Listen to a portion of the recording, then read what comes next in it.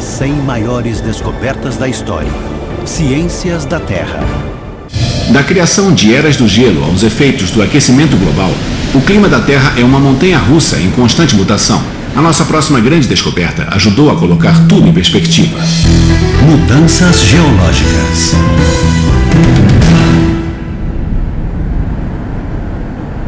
Durante séculos, as pessoas acreditaram que a Terra era modelada por catástrofes como o dilúvio bíblico. Mas no início do século XIX, um advogado formado em Oxford chamado Charles Lyell estremeceu esta crença e revolucionou a geologia. Lyell viajou o mundo durante anos, estudando um grande número de formações rochosas e amostras de fósseis. Ele tinha grande talento para os detalhes, e aos poucos ele começou a ver que as pedras contavam uma história diferente. Enquanto catástrofes como vulcões, terremotos e enchentes às vezes afetavam o planeta, as maiores mudanças eram resultado de um processo geológico natural e incrivelmente lento. Um processo impulsionado pelo vento, água, erosão e o aquecimento e resfriamento da Terra. O registro dessas mudanças estava guardado nas camadas das rochas. E este foi o insight mais radical de Lyell. O mecanismo deste lento processo de mudança geológica era o tempo. Muito tempo. A Terra, afirmava Lyell, era muito mais antiga do que acreditávamos. E ele apresentou as provas de suas descobertas em um livro fundamental, Princípios da Geologia. Hoje, esta publicação é vista como o berço da moderna geologia. Sam Bowring é professor de geologia do MIT. Uma parte importante para o desenvolvimento do pensamento de Lyell foi uma viagem para ver os vulcões da Itália e o Vesúvio em particular, onde ele viu que a montanha sofreu fações sucessivas. E na época havia uma boa noção de quando ele entrou em erupção, porque foi um momento histórico. Ele pôde usar isso para inferir que o próprio vulcão devia ter centenas de milhares de anos. E naquela época falar em centenas de milhares de anos era revolucionário. Outros defendiam uma direcionalidade na evolução. A Terra, no primeiro dia, não seria a mesma Terra de hoje. Algumas mudanças seculares ocorreram. Este é um debate que os geólogos mantêm hoje. As placas tectônicas se moviam 4 bilhões de anos atrás ou foi algo que se desenvolveu mais tarde na história da Terra? Hoje, muitos consideram Charles Lyell o Charles Darwin da geologia. Na vida real, a ligação entre os dois cientistas era significativa. Darwin levou uma cópia do primeiro volume da pesquisa de Lyell em sua viagem no Beagle. E o que ele percebeu ao ler isso, ao mesmo tempo em que se preocupava com a evolução, é que ali estava a solução para a evolução. Tínhamos um tempo ilimitado.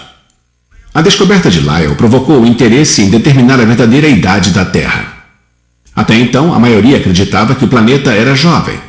Mas com a publicação do livro pioneiro de Lyell, os geólogos quiseram descobrir o quão jovem ela era. Nossa próxima grande descoberta forneceu a resposta. Datação radiométrica. Qual a idade exata da Terra?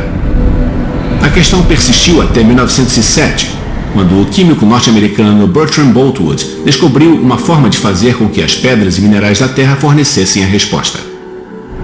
Os cientistas já sabiam que as pedras continham elementos radioativos naturais, como o urânio. Eles também sabiam que cada elemento declinava em outros elementos a uma taxa ou periodicidade próprias, e essa taxa quase nunca mudava.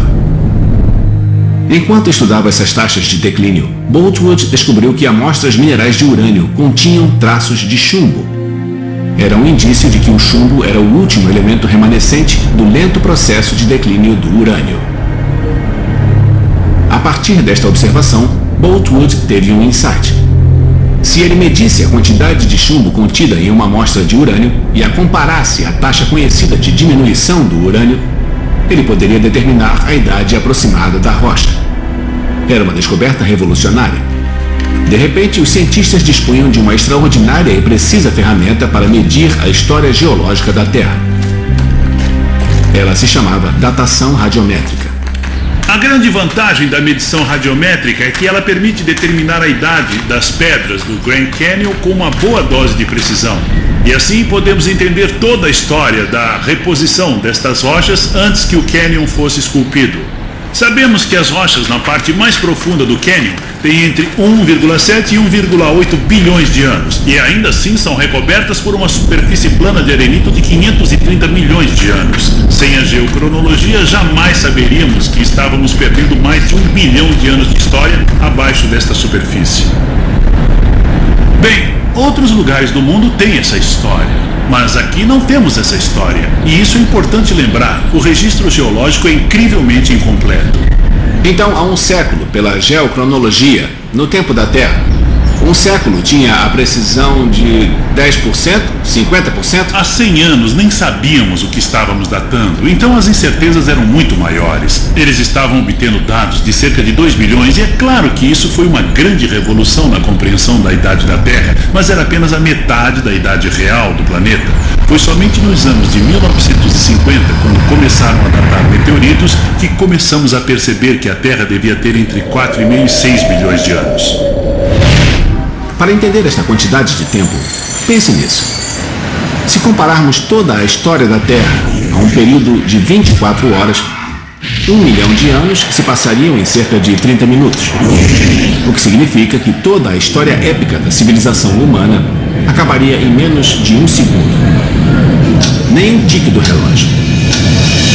Então por que isso é tão importante? Quando analisamos a história da evolução, ela é uma história pontuada por incríveis eventos de extinção. A extinção permo-triássica há 250 milhões de anos matou 90% de toda a vida nos oceanos. Então a questão é, neste tipo de processo gradual, nós vemos grandes quantidades de extinção cada vez maiores que levam a uma apoteose final ou é catastrófico?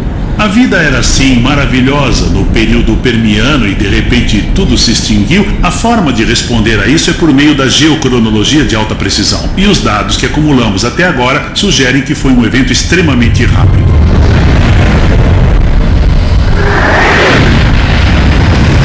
Ao pensar em um evento rápido, um modelo que funciona muito bem é o impacto de um asteroide. E há evidências recentes que sugerem a existência de um asteroide naquele momento que gerou um impacto na Terra.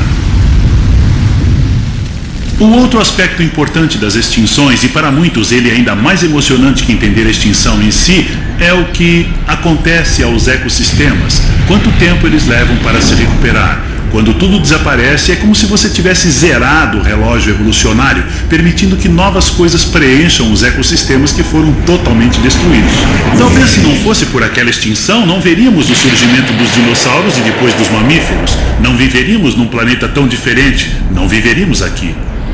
Ao olhar para esta vista, você se sente insignificante. Certo. A grandeza disso tudo é incrível, mas quando você pensa no que pode aprender com ela, aí é um outro nível. Sim, é como um livro. Há muita informação lá esperando para ser extraída. Informações que nem sonhávamos que uma pedra produziria para nós. Há muito a ser feito. A ciência é um emprego estável. Sim. A Terra é um planeta dinâmico e complexo. A crosta se desloca, o manto se move e a atmosfera está em constante movimento. As espécies que vivem na Terra estão mudando com ela. E também nossos ancestrais, senão não estaríamos aqui. A Terra desafia todos os seres vivos. E até agora, a vida esteve à altura do desafio.